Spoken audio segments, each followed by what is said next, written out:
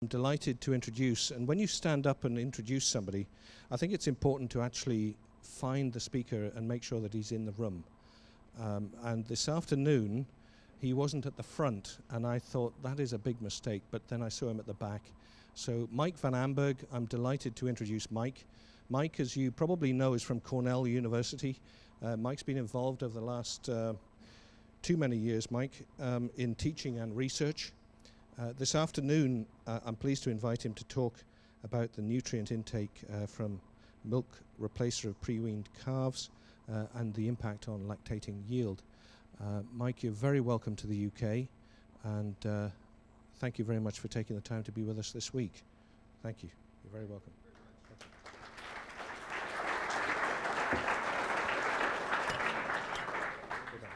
Thank you. Are you on? I think I'm on. Am I on? You guys hear me? Wow, I think so. All right, I'm wired. I'm wired in two ways. I got here yesterday, so I'm a little jet lagged, so I've been drinking lots of coffee this morning. So if I'm talking too fast, please raise your hand. Nothing you do will upset me, for the most part. Remember, I teach undergraduates, so if I catch you texting on your cell phone, though, while I'm talking, I usually throw erasers. So. Just kidding. It's fun to be back. It's been many years since I've been here. Is there anybody in the room as a dairy producer who has allowed us to bring the Dairy Club to your farm in the last almost 20 years? Is anybody here like that? No. I advised the Dairy Club at Cornell. In 1996, we made the decision to come to the UK as the first international trip. We've been doing it ever since, not just here. It was a remarkable week because it was a week that BSE broke as a public health issue. So did we learn a lot? We had also just released BST a couple years earlier, so BST and BSC sounded an awful lot alike, and there was a lot of interesting conversations over beer. But anyhow, that was many years ago now. Today, as Michael said, I'm going to talk about calves. This still fascinates me. I'm going to share some new data with you that is probably going to make you question what you know about physiology. Questions what I know about physiology. So please, unlike what he said in the introduction, if you want to ask a question in the middle of the talk, that's okay. I'm good with that, especially when I'm talking about colostrum, because some of you may not come with me as fast as I'm going to have to be able to move. So if you have a question, please raise your hand. So, introduction. You have a question? Oh. That was fast. Just to check. I'm paying attention. I have good hearing, too. I'll get you in the back of the room. I'm going to talk a little bit about this lactocrine hypothesis. I'll have to pace, too, because I can't stand in one spot and think. I'm going to talk, this is a funny term to most people. Does everybody know what endocrine is? Yeah, so just run it in parallel and think about what this might mean, all right? And we'll come back to it. The role of colostrum in feed efficiency and growth, I'm going to tell you guys that the IGs we've all been focused on is probably only about 30 to 40% of what we should be paying attention to in colostrum. All right, mom is trying to communicate to the calf, and what's her way of communicating to the calf after the calf is born? If you understand the answer to that, then you understand the definition of lactocrine. So, a very brief discussion of nutrient requirements. That's probably where you guys can come back for some questions. And then the early life nutrition and milk yield, and what that means and some implications for illness if we have time, and then a quick summary. Things that we've been asking over the last 10 years, it's been more than 10 years now, it's probably 15 years. Does early life nutrition and management affect lifetime productivity? Well, we now know the answer to that. The answer is yes, okay? Can we program neonatal dairy calves to be better? And we now think the answer is very much yes. These guys are all born with a certain complement of DNA, but mom and the environment have the ability to change the way they use that genetic capacity. Okay? And we're actually working to understand how that signaling gets done. All right? And a lot of that has to do with, why did mom make milk to begin with? It wasn't to feed humans. Right? We talk about milk as food, we've got to feed the world, all this kind of stuff. Well, that's not really what it was. Mom made milk to nurture and communicate to the offspring. and we forget about that, right? And the milk that we all see now coming from these Holsteins and Jerseys and whatever else we might milk is not the same milk that mom originally made, which means that we've changed it in a way that may change signaling. How many of you remember your genetics courses? I see one hand.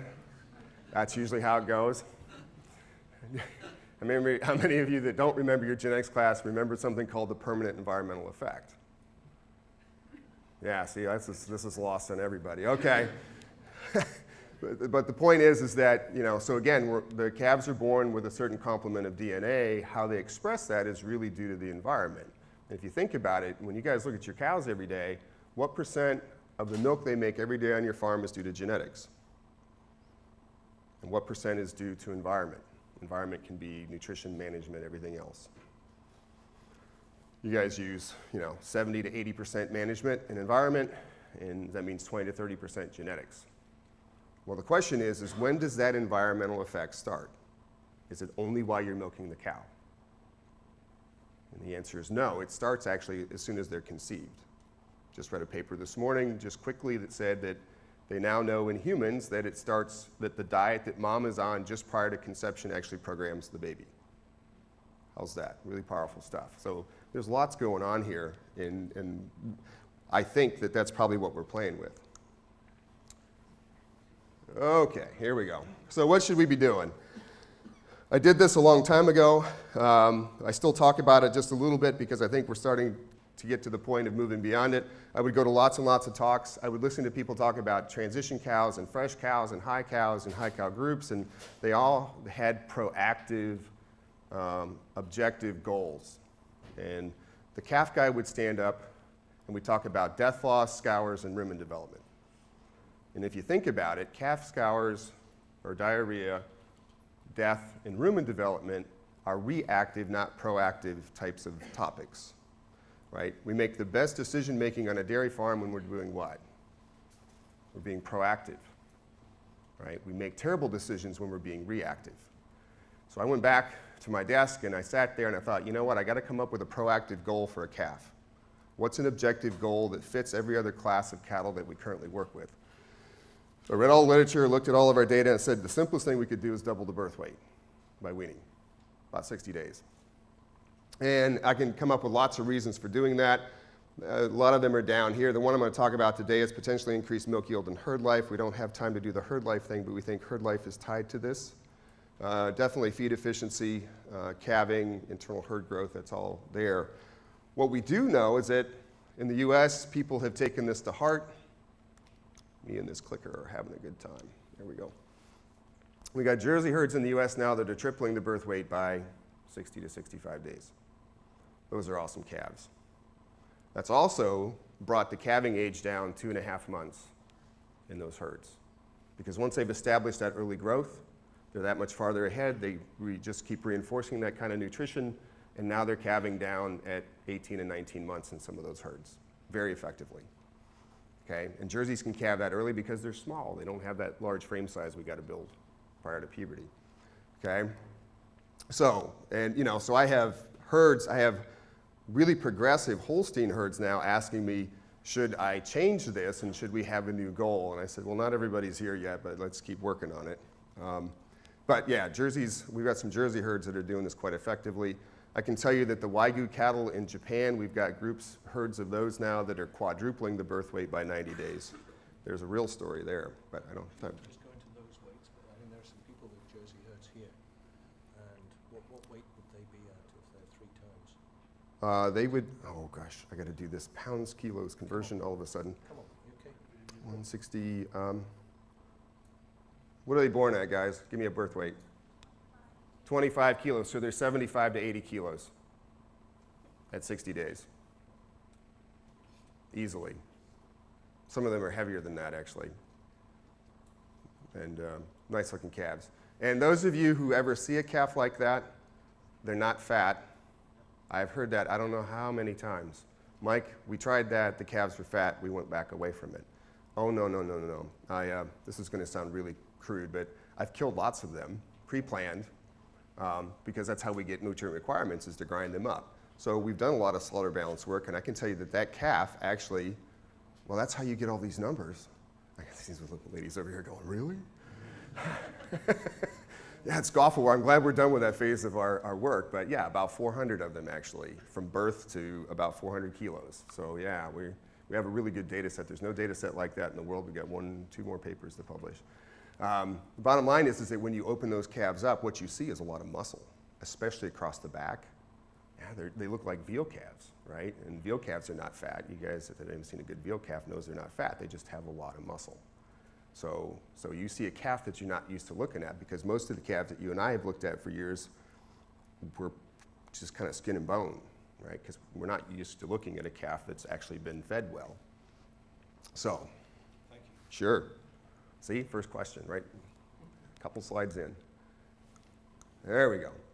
So this lactocrine hypothesis. Well, it's really the title. These guys are swine reproductive physiologists. How's that? But I got to know Skip Bartol. He says I'm the #1 user of this, and I think I am, because it probably really applies to what we do. It's maternal programming extended beyond the uterine environment through ingestion of milk-borne morphological factors. Milk in this case can include colostrum. In other words, the calf is born, the calf hits the ground. How does mom communicate to it? Yeah, she's going to lick it, but is that really communication? Sort of. But if you really want to change how that calf performs, how do you communicate with it? You put stuff in the milk, right? And it's not just nutrients. Pig example, and that's why I use this. These guys have got 30 years of data on this. They couldn't figure out why piglets had, like female pigs at adulthood, had such a wide range in reproductive efficiency. Why do some pigs produce so many piglets and some other pigs, sows, not produce so many piglets? And we all thought that was genetics. Well, what these guys figured out is that in colostrum at birth, the pig puts this hormone, relaxin. Cows do the same thing. Humans do too. The guy that my wife, we were 36 hours into labor, and I was asking the obstetrician about, how about giving my wife some relaxin? He says, oh, humans don't do that. I said, oh, no, they do. And we were having this fight, and my wife was going, hey, I just want to get this over with. But anyhow, they produce relaxin. And this relaxin actually stimulates the development of the uterus of the baby pig. First meal, right? And if a baby female pig gets more relaxin, they get better expression of estrogen receptors, which drives proliferation of the uterus, and through the rest of their life, they are more reproductively efficient. So I asked Skip one day at a meeting, we were drinking beer, and I said, hey, how much? He said, well, the average pig probably gets 15 mils of colostrum. If you can get 30 mils of colostrum into them, you're going to get many more pigs over the life of that sow. Right? So really small quantities, guys. Really powerful stuff. First meal changes their reproductive efficiency for the rest of their life. Right? So that makes me wonder, what the heck does mom put in colostrum, and how much impact does that have? And we know nothing about that. Okay? So I'm going to talk about that just a little bit. So when do we have the opportunity to do this? Well, if this is the day of birth, right, and this is 10 days prior to calving, and this is dry off, so this is prepartum, we've got all this time here to put all sorts of things into milk, and then we hit established lactation and the concentration of those drop, and we go into typical milk production, and then we dry them off, and then the mammary gland can transfer more of that stuff into the gland as it prepares for calving. Excuse me. And as we look at this, colostrum provides IGs, we all know that. Has a lot of nutrients, we know that. But it also has things like IGF-1 and insulin. Well, we know that IGF-1 is a really potent stimulator of protein synthesis. We know that insulin regulates glucose metabolism and also stimulates protein synthesis. We now have pretty good data that says those two things actually help develop the gut at birth. All right, I'm not going to show you all that today because it gets pretty sophisticated. Just the idea that it's there. So the way we think about this now is that colostrum is a tool of the mother to support offspring development at the beginning of extrauterine life. In other words, she wants to communicate. Colostrum is one way to do that. Well, what's colostrum look like versus mature milk? We can look at energy. We know that's higher. Energy, we can look at energy, we know that's higher. We can look at IGs, we know that's higher. Lactoferrin, we've known that's there to help ferret out those iron-loving bugs. Insulin, quite a bit more insulin. Prolactin, a lot of IGF-1, leptin. There's a lot of hormones there. Why does mom put all that insulin in colostrum? Why does mom put all that IGF-1 in colostrum? I get to ask those kinds of questions, but I get to give you some answers today too, which are kind of fun, but that's where it's going to be a little bit different. So what I'm trying to get across to you guys is that this whole thing that I'm going to talk about with early life really starts at the moment of birth. Okay? And we get into this whole discussion about how important is colostrum. We've all focused on the IGs. IGs and passive immunity we've used that as a proxy for understanding the uptake and the amount of colostrum they received. That actually has a big impact. All these other things have as big an impact on that calf as anything else. Okay? So we know now that, that some of those enzymes are important some of those hormones are important for gut maturation. We get more developed functional tissue. We get more enzymes. Speaking of that, can a calf digest lactose at birth? You guys know? The answer is no. How does it develop the capacity to digest lactose? Most people would say the exposure to lactose. Well, that's part of it, but you also have to have something to tell the gut it's okay to synthesize it. So what two things that I just talked about would help the gut to synthesize enzymes? IGF-1 and insulin. Okay?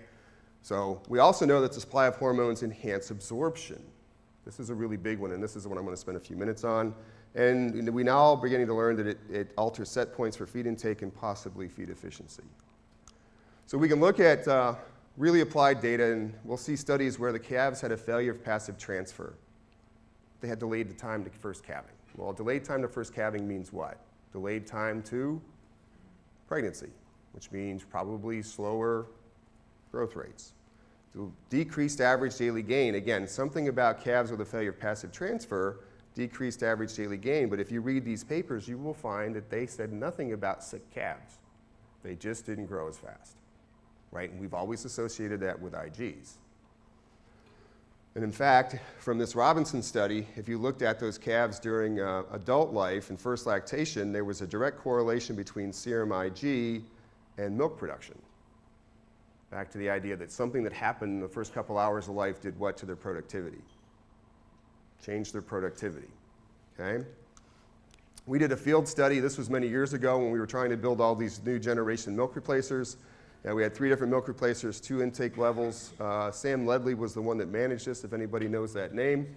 At Noblehurst Farm, 400 calves, followed the calves through breeding, wanted to go with the way to lactation, but something happened with some of the heifers and we couldn't do that. Post-study evaluations clearly indicated that IG status was the most important variable in predicting growth and feed efficiency. Milk replacers and starters had nothing to do with it, which was really kind of troubling at the time. Calves with a failure of passive transfer, the way we measured it was plasma protein, had 50% less feed efficiency, but there was no difference in feed intake or calf illness. And we put that study in the drawer because we had no idea how to understand it at the time. I've taken it back out because now I think I understand what was going on. This study, many of you might have seen, published in the Professional Animal Scientist almost, I guess it's 9 years, going on 10 years ago now. Calves, brown Swiss calves, 2 or 4 liters of colostrum.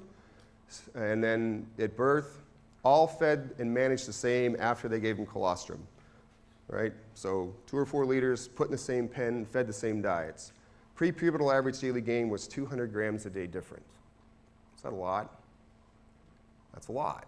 As somebody who tries to model growth and predict growth, I can tell you that I wouldn't know how to predict the difference here because I don't know if this was feed efficiency or intake or a combination of both from the data provided in the study. Survival, look at the difference in survival. These are low numbers for survival analysis, but 75 versus 87, and those that survived made 1,000 kilos more milk. But the implication that there's something going on here with this much more colostrum that's driving productivity. Well, this is an interesting study. How many of you have ever used a colostrum replacer? And why do you use colostrum replacers? You think it'll work to replace the IGs, yes. We buy colostrum replacers to replace the IGs. Keep that in mind. And I'm not down on colostrum replacers because that's why we use them. This is just an example. So this is the first 29 days of life. They use a serum-based colostrum replacer. No difference in IG status, which says the colostrum replacer did what? Exactly what mom did, right? Same amount of IGs transferred. Feed efficiency was higher in the calves fed the dam's colostrum. So we had this group of calves over here fed mom's colostrum, the colostrum replacer. These guys were putting plasma into the milk replacer, no plasma or plasma, no plasma or plasma, because they split the groups. None of that's important. What's important is look at the feed efficiency of the calves fed mom's colostrum versus the feed efficiency of the calves fed the replacer. Almost twice as high. No difference in IGs, which says what about all the other factors in colostrum other than IGs? Probably pretty important, okay? So we've been trying to pull this apart. Again, really simple studies. 2 or 4 liters of colostrum. This is one of my graduate students. Put half the calves on each colostrum treatment on an ad lib or restricted feeding system. All calves are fed in commingled pen on an automatic feeder. Measured daily intake. So the ad libitum was designed to find out if we change appetite. The restricted was designed to figure out if we changed feed efficiency. If we look at the number of calves, so the first H is high colostrum, and the second H in this case is high feed, high colostrum, low feed, low colostrum, high, low, low. I'm only going to talk about the high colostrum, high feeding, and the low colostrum, high feeding. There was no change in feed efficiency. So we can see here birth weights, not different, but we use birth weights as a covariate in our analysis. Hip height's not different. Lots of IGs running around in these calves because we fed them twice as much and we controlled the quality of the colostrum. But this IG level is still well above industry standards. Weaning weights, 78 versus 72. So same diet and we got what? 6 kilos difference. Hip height, got a little bit of a difference there, but not much. Pre-weaning average daily gain. This is where the difference comes in. 790 grams a day versus 670. Okay? Hip height gain, and notice that we're actually starting to pick up some growth there. This is pre-weaning. It's going to change here. Look at the average daily gain to 80 days, 780 versus 660. All right, so post-weaning, what's happening? They're maintaining that growth rate difference. Hip height. Now look what's happening to hip height. All right, now we're seeing a change in hip height on those calves fed higher colostrum. Milk replacer intake, about 3 kilos, 3.5 kilos more, so they ate just a little bit more. Grain, not very high grain intake at those levels of milk replacer.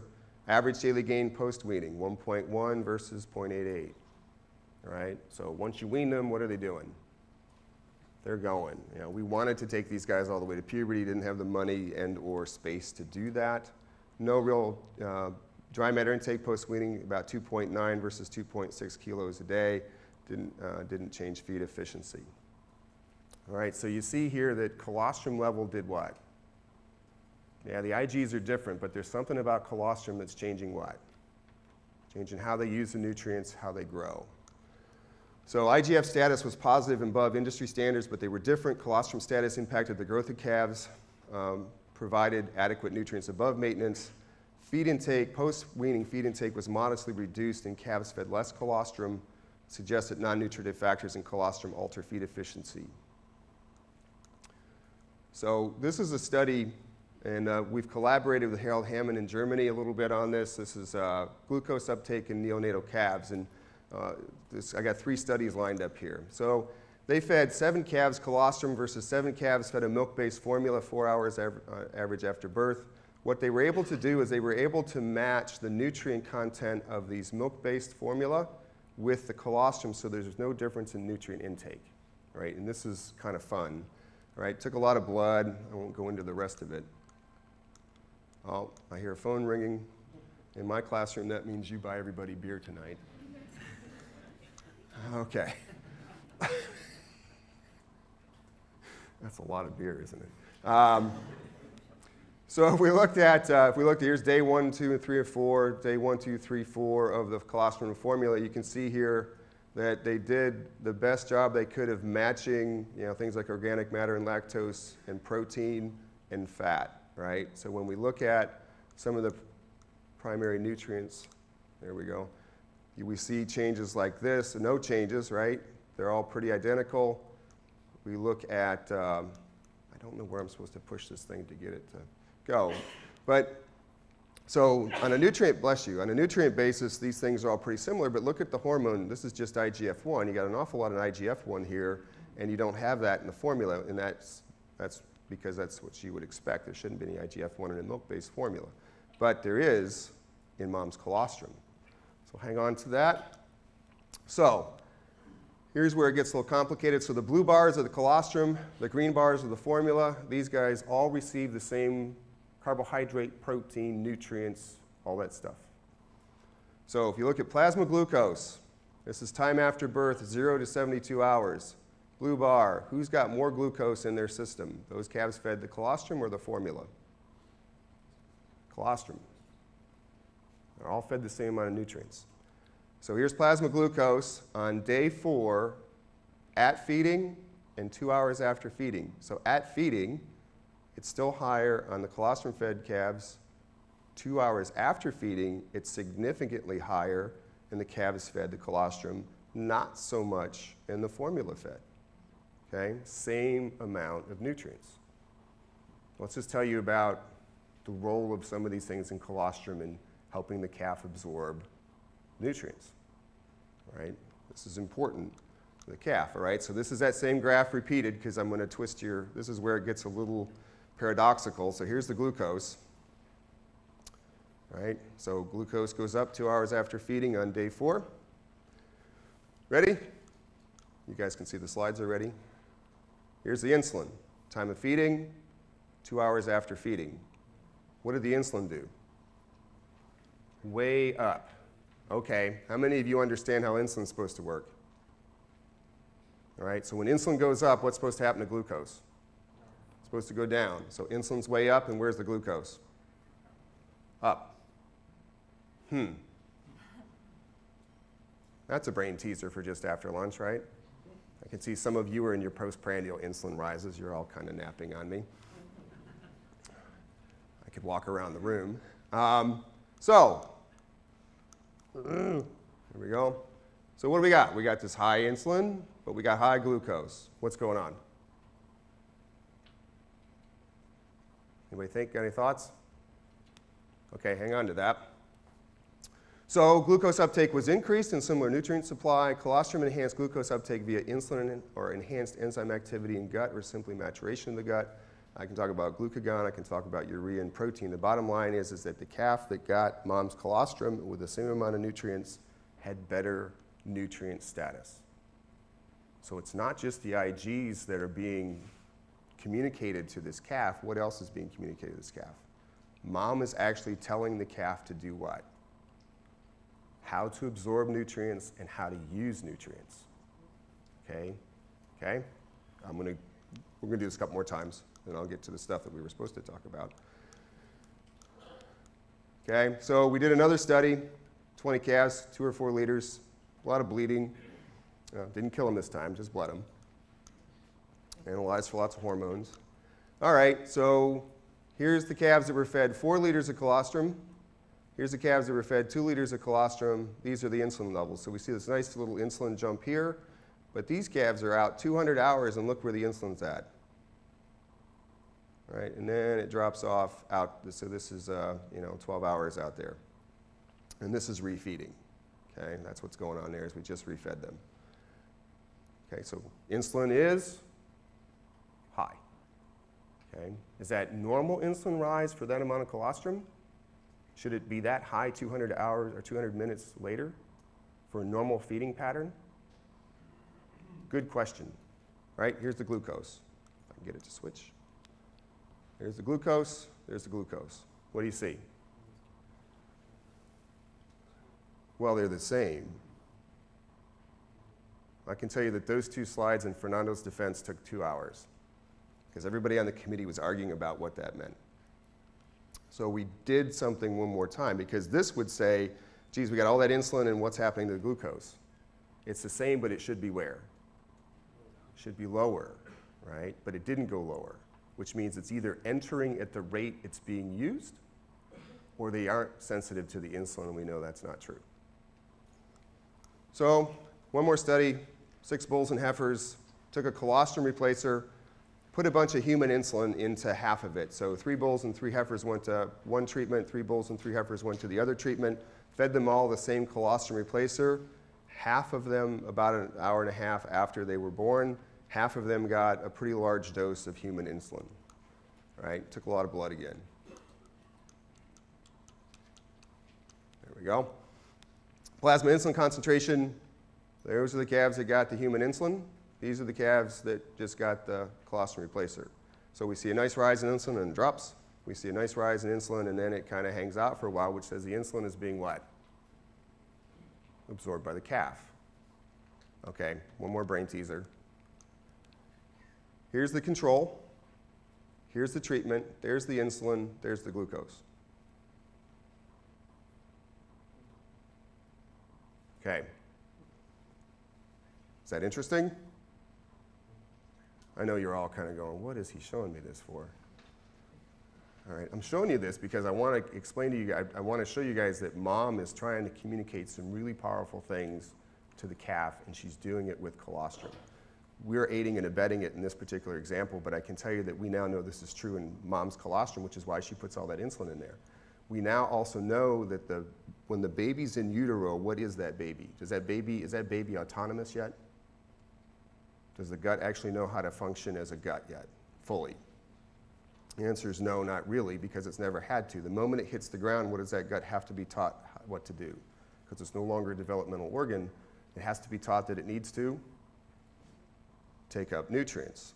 So mom helps that by doing what? Putting insulin in there, because what we now know is that there's insulin-sensitive glucose transporters on the mucosal side of the gut, because that's how the gut developed. So that is to drive the glucose out of the gut and into circulation to give the calf better nutrient status. So that, I'll twist your mind one more time. So when a calf doesn't get enough colostrum and we say they didn't get enough IGs and that's why they got a scour or diarrhea, I now am not sure of that, because what I think it means also is that they didn't get enough signals to tell them to absorb all the glucose, so there's more glucose in the gut to be fermented by the bacteria. Because we didn't get it all evacuated. All right? And we now know that we can enhance this glucose uptake just simply putting some insulin in the colostrum replacer. All right, so now we're trying to figure out how do we enhance all these functions. And this is what I mean, we can program calves. Did you have a question? No? Okay.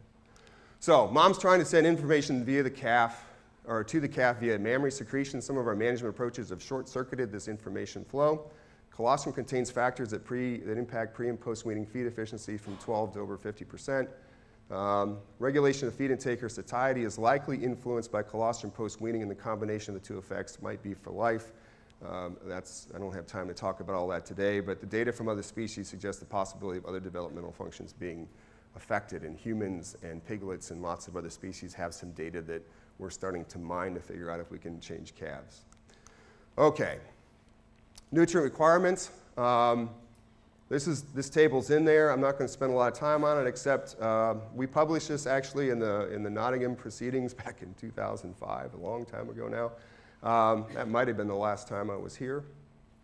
You can see that as we want higher rates of gain, we have to give them more energy. They need to eat more dry matter. But on a percentage basis, we can do it on a gram basis, we have to give them more protein, right? You can take a 20/20 milk replacer and feed more of it, you're going to get more energy, but you're never going to meet the protein requirement, because the protein isn't, even though you feed more grams of protein, it's not enough to meet the tissue demand. So if you want these higher rates of gain, you have to feed something that looks more like mom's milk. All right, when Drakely and I finished this and we were sitting around laughing about some of this early work, we're redoing this now, the table and the information, we said it's funny that we had to do so much work to prove that mom was right to begin with, right? Because mom's milk on a dry matter basis is where? On a protein level. 26 to 30, right? So why are we so bothered by the fact that the calf actually told us that's what they require? Right? They're just, mom knew what she was doing. Jersey calves, I won't have time to do this. Why? Jersey calves are what size? 25 kilos. Holstein calf is what? 40 kilos. All right, given that body size, surface area relationship, who would lose heat faster? The Jersey. Mom knew that. So what does mom put in the milk of the Jersey calf that the Holstein doesn't put in the milk of the Holstein calf? More fat. Exactly. So guys that call me up and say, geez, I'm losing more Jersey calves.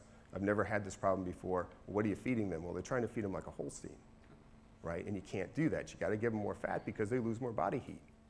Their maintenance requirements are about 20% higher given that surface area relationship. So they got to have more fat. Just one more side note. Calves do not make fat from carbohydrate, right? We'd all like to be the same way, right? If a calf is going to accrete adipose tissue or fat, you have to feed him fat. If you fed him a low or to no fat diet, they would be the leanest calves out there. They'd live as long as it had a little bit of essential fatty acids in it, but they wouldn't accrete any fat. So the only place these guys get fat, especially in the wintertime when it's cold outside, is from fat. And we have to change the way we talk about this.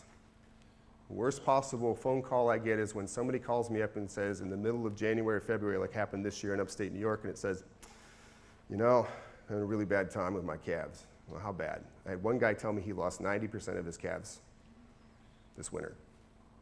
And I almost cried on the phone for him and the calves.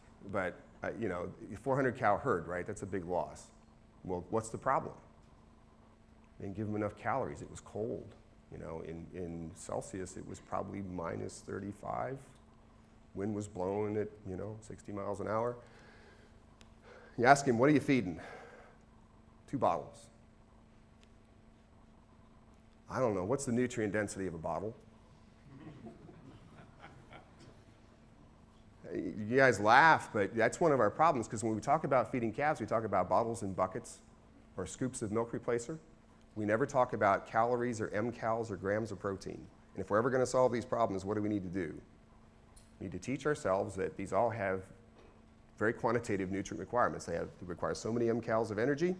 They require about 8, 9, 10. I have to do all the math to megajoules in my head as I'm talking about 11 megajoules of energy of ME just to meet their maintenance requirement every day. It'd go up quite a bit from that if it was cold weather, right? But when we talk about these terms, it's kind of like saying, geez, I don't know why I'm only making 25 kilos of milk a day. They're eating, 20 kilos of dry matter, but 20 kilos of dry matter doesn't mean anything. How many mcals of energy are they consuming? All right? We need to talk about this stuff more quantitatively. So this is still an issue. Can't solve it any other way. Pre-weaning nutrition and productivity. Data from other species and neonates clearly indicate the role of early life nutrition and management of productivity. We have a lot of data sets out there. Our hypothesis has been increased nutrient intake that results in greater growth rates positively impacts first lactation milk yield. We did a meta-analysis. We took all the world literature with some selectivity and looked at this effect. There's lots of publications out there. Some are journal papers, some are abstracts. A little bit of the data is in a proceeding. We have everything from suckling and whole milk studies to milk replacer studies. All right, and I can tell you that we analyze those separately, and there's no difference between whole milk and milk replacer in terms of lifetime effect. As long as you get the nutrients into them, they are going to perform. All right, so milk is not magical in this case. Okay? As long as the quality of the milk replacer is good. If you line up all the studies, this is milk yield response to increased pre-weaning milk or milk replacer nutrient supply. And everything from 1,400 kilos in the first lactation to nothing. All right? But if you look at that, and the S's, what do the S means? Significant. T is a trend. NS means not significant. Okay? If you look at this, you don't have to be a statistician. If I asked you, yes or no, if you feed calves better, will they make more milk? What's your response? I know when I showed this to a geneticist, he said, Mike, I don't know why you're working so hard to prove this is right. He says, from a genetics perspective, if I can look at all these data sets and they all basically go one direction, that's what kind of an effect. That's a real effect. And some people will argue, well, sometimes it's not significant. Well, that's true. Think about it. If I'm a researcher at an institution and I start with 20 calves per treatment, and I'm going to go for 5 years, how many calves am I actually going to get to milk? Not many, right? If you guys actually did the math on starting with 20 calves, how many do you actually get full lactation information out of by the time you're done? You're happy if you got 12, quite frankly. By the time you look at mortality rate prior to weaning, ones that don't get pregnant, ones that calve in poorly, all this kind of stuff, you don't get a lot of data. So these guys tried as hard as they can, but sometimes you just don't have enough power at the end because they're 5-year studies. That's the other thing you got to think about is how many institutions can mount a 5-year study? Not very many. I've done 2. I'm done. Right? I'll retire that way. I'm happy. Because they're brutal. You got to manage those calves every day until you're done, and it's weekends, holidays, you know. So the bottom line here is that some of these don't have power, but the beauty of meta-analysis is that we can take that into account and pool the data and the variance associated with the measurement and the number of animals, right? So we account for all of that. Okay, so if you don't have a difference, a detectable difference in calf growth, you shouldn't expect to do what? See a milk response. Okay? We threw out the highest responding data because we didn't have enough information. The Davis-Rinker study did not measure full lactation. They projected it. Fernando's PhD had a lot of animals in it, so we didn't put it in initially. We tested it with and without. It didn't change the outcome. Okay? If you just ask a yes or no question, if I feed a calf better, will it make more milk? The answer is yes, 435 kilos in the first lactation. There's your standard error. The lower limit's 205, the upper limit's 664, so that's your range on sensitivity. Highly significant. Okay? Very conservative way to do it. Just says yes.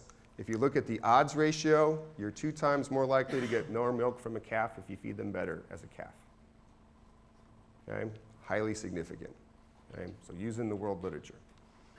Mike, will you be able to use this data, the strength of protocols, to make sure that you're confident that every calf, if you do a 5-year study, and please repeat what I'm saying, but you know, over a 5-year study, you've got a lot of variables, potential of staff, you know, that are going to come in with the data. Exactly. So the point up here is that if you're going to do a 5-year study, you've got a lot of variables to manage. Does that influence the outcome? Right. The answer is yes, which is why it's so hard to manage these, because you have to be out there a lot managing the protocol so it doesn't change or drift. Right? That never happens at home on the farm, right? It happens on our farm. I'll show you in just a minute. Our data is pretty real. Cornell's not this fancy ivory tower thing. It's a real working farm. What's fun about doing a meta-analysis is it allows you to put in a continuous variable. We put in the continuous variable of average daily gain from all those studies, and this is where the real power comes out. I know this is kind of a messy graph, but it basically says for every kilogram of average daily gain prior to weaning, you get over 1,500 kilos more milk. Is that a lot of milk? That's a lot of milk, and it's linear. And we have tried to test quadratic and cubic and all sorts of other functions, and we can't find another relationship. In the data that's available, even in our own herd data, it's linear. The faster we grow them prior to weaning, the more milk they make as an adult. 1 kilo of average daily gain per day, 1,500 kilos of milk. So what that means, let me give you an example. So a traditional feeding rate of milk replacement in the US would be about 570 grams a day, which is enough energy of a 20-20. That's about enough energy for 0.2 or 200 grams a day under no stress conditions. And if I fed 1 kilogram of a 28-20 under no stress conditions, I'm just doing this to get the energy, and got the gain up to 0.74 grams a day or kilograms a day, the average daily gain difference is 540 grams a day, so we would expect 832 kilograms more milk in the first lactation. It's that simple. Okay. And like I said, we've analyzed this data set. I don't know how many times, I don't know how many different ways. We get the same answer all the time. And we're not the only ones that have done this. There's 3 other groups in the world now that have analyzed either all or parts of this data, and we all come to the same conclusion. All right, so this isn't just our data. This is what it looks like. Yes?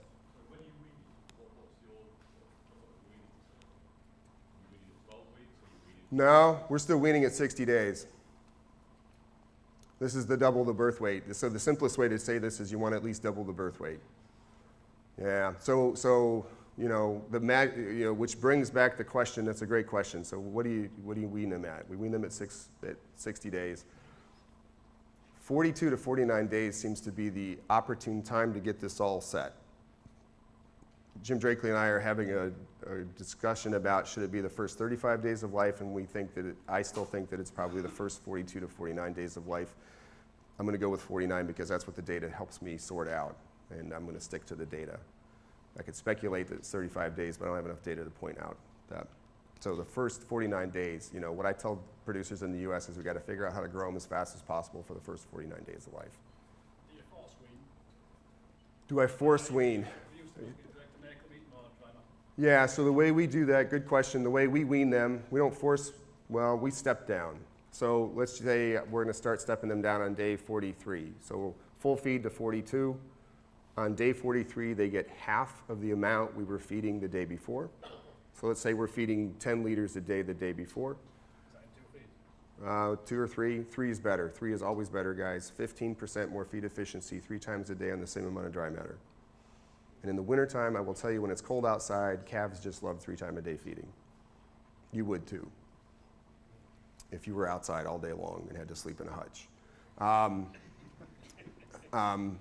So twice a day, cut it in half, feed it at night.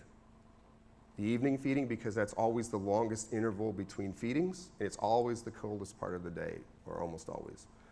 Go 7 days, take it all away. Make sure you got lots of fresh water. What sort of dry matter intakes do you expect before you start stepping down? Kilo ahead of No, you know, on day 42, if they're eating 100 to 200 grams a day, that's fine. The reason is that's all you needed to do what? Get the rumen functioning.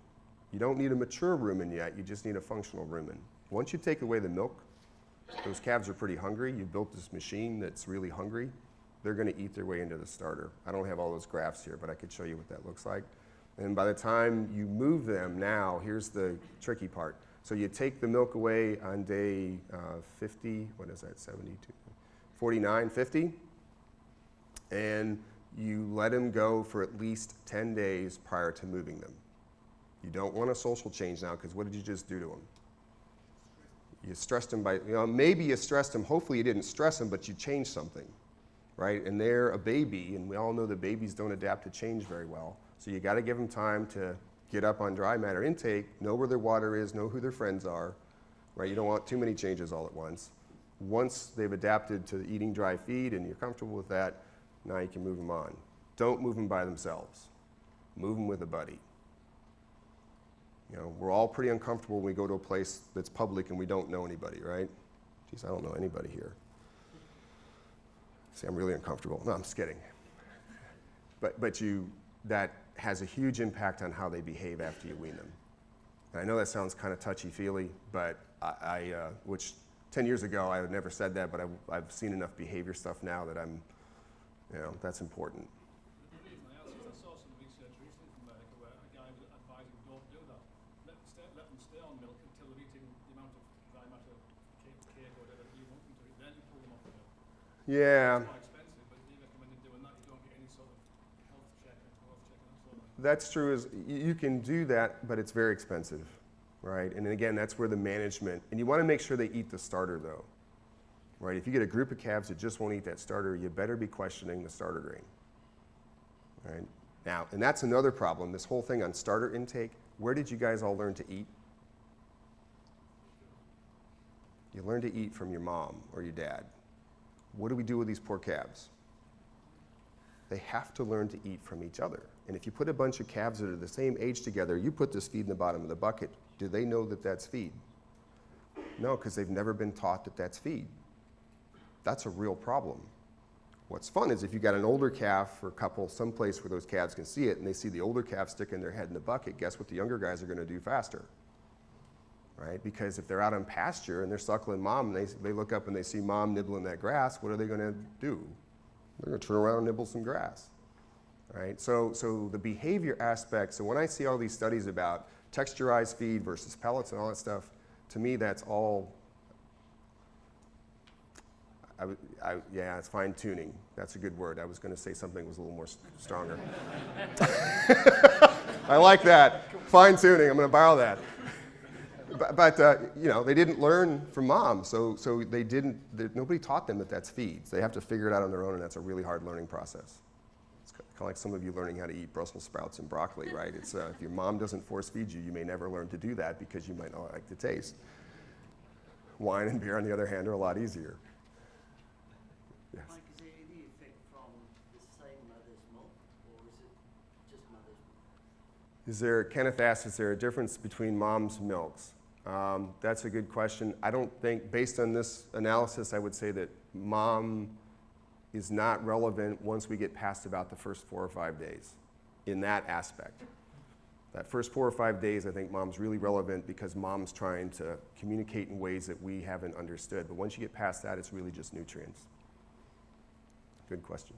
So do you then bring the fact that some colostrum is better than others if you measure That means that we have to come, so the question is what about colostrum quality? Yeah, I'm trying to come up with a new way to do that. It means that what we've been doing, guys, with that displacement unit that does specific gravity is irrelevant.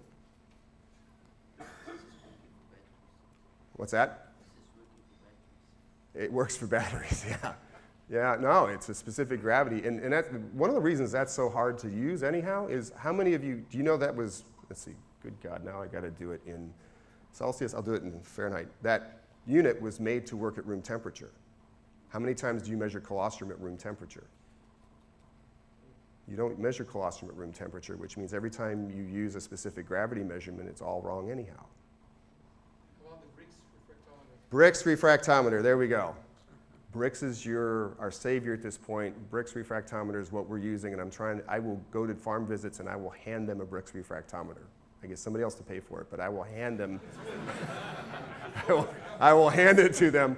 I was on a 9,000 cow herd in Georgia last August, and you know their variation was like this, right? And I said, you know, and just a nutrient delivery every day. And I said, you guys got to standardize. So I spent a couple days with them. The best gift I ever gave them was a Brix refractometer because I could teach them how to use it on colostrum, and I could teach them how to use it on milk or milk replacer. Because their milk, even with all those cows, their milk was doing this in nutrient density every day because the cows that went in and out of the sick and fresh pen changed. So the calves showed us that in the growth. It was all over the place. 2 years ago, 3 years ago, Alex Bach was here. Okay. Alex Bach was here. Yep. And he had findings similar to what you have. Do these findings correlate very much? It kind of show the same message, or? I think so. I haven't heard Alex talk about this. We're never in the same place at the same time. So I honestly don't know, but I think so. I think he takes a slightly different perspective. Yeah, but at the same time, I think we're on the same page. All right, how much time do I have? Did I say 5 minutes? 5 minutes, sure, you can say whatever you want. I can say whatever I like. Yeah, and I'm going to stick to it, I promise. All right, real quick, guys, a couple things here.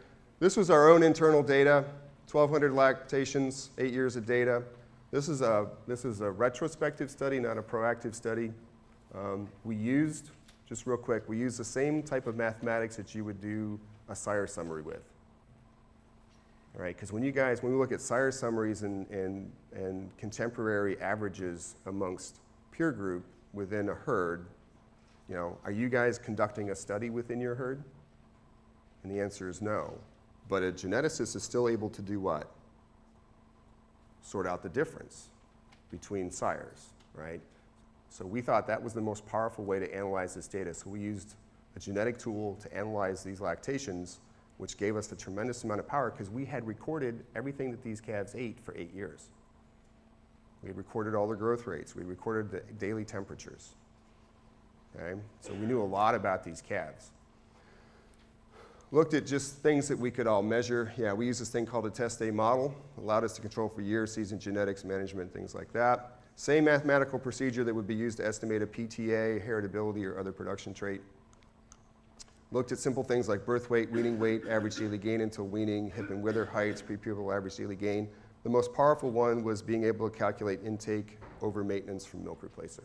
The more calories above maintenance, the more milk they made. And I got a couple minutes here, so I'm going to go fast. The range and growth rate. So this is our Cornell herd, folks. The range and growth rate over 8 years, 110 grams a day to 1.6 kilos a day. Yeah, so do we have a real herd? Yeah, there's nothing artificial about this. It's a research herd. So, and when I show people this, the usual response is, why do you have so much variation? Well, how many of you have measured this kind of stuff in your calves? How many of us do as a population, as an industry? We don't, which means we don't know what about the variation. We don't really know what's normal. I will tell you that if you measure a bunch of herds, that's pretty normal. It's just like understanding milk production. You may have a herd average of 40 kilos a day, but what's the range? Right? And if you start to think about it in those terms, this actually isn't that unusual over 8 years. Okay? Why the range in growth? This was a Jim Drakely question, drinking beer. Why the range in growth of the program is the same the year round, or you have such a great program? And that's the answer. Because when it's like this outside, that kilo of milk replacer powder that we're offering does really well because our maintenance requirements are not that high. And when it's like this outside, you know, the maintenance requirement's pretty high and they just burned up a lot of that energy not putting it into growth. And we actually can show that that impacted milk yield, which is what I'm going to show you in a minute. So if you just looked at 305-day milk yield, which is what every one of us could measure, for every kilogram of average daily gain prior to weaning, we got 706 kilos of milk in the first lactation. So just doing a very traditional, standard correlation between milk production and prepubertal growth, or pre-weaning growth rate, we could pick up that effect on that data. We didn't need the genetic tool. But we couldn't get rid of all the noise in the system without the genetic tool. So when we use the genetic approach, we got 850 kilograms of milk for every pre-weaning, every kilogram of average daily gain prior to weaning. That was in the first lactation.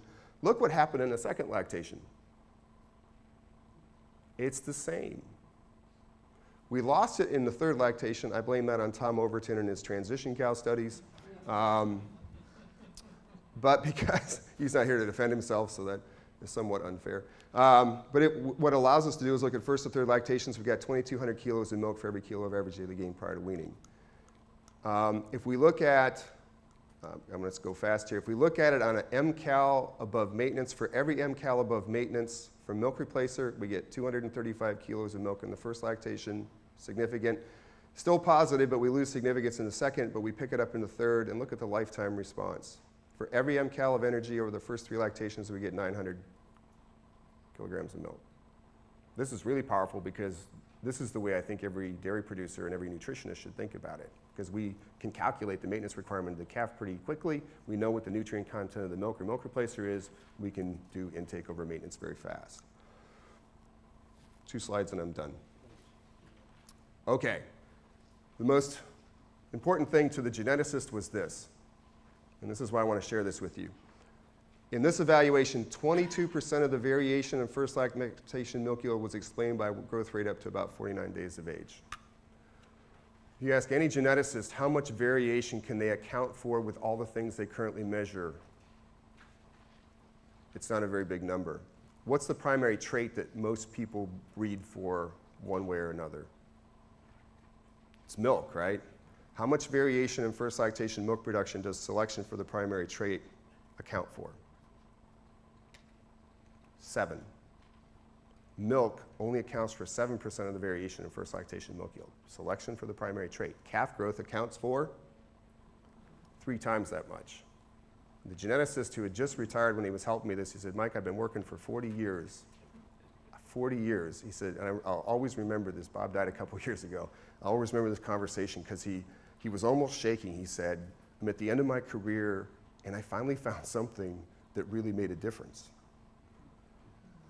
And he says, you got to keep figuring this out. And because he said there's nothing like that out there. And if you think about genetic selection gets us about 100 kilos of milk per lactation. This gets us 4 to 8 times that. So what it means is when we select for high genetic cows, what do we have to do with their offspring? We've got to feed them for that genetic capacity. Okay? And with that, I'm going to stop. Thank you so much, Mike. Well, I'm so grateful. I mean, to someone like Mike, I mean, you know, we've probably read a lot of papers that Mike's produced over the years, and I'm just delighted that Mike's here this afternoon, and very, very grateful on your behalf. And if we can just thank him again, I'd be very grateful as he goes back there. Thank you so much, because it's just a wonderful start to the conference. And some of you might just get a chance to see Mike tomorrow. Mike's in one of the workshops, but whatever your plan is over the next few days, the thing is that we just want to mix things up a bit and make sure that it's applicable to you and your clients, and when you get back home, wherever that might be.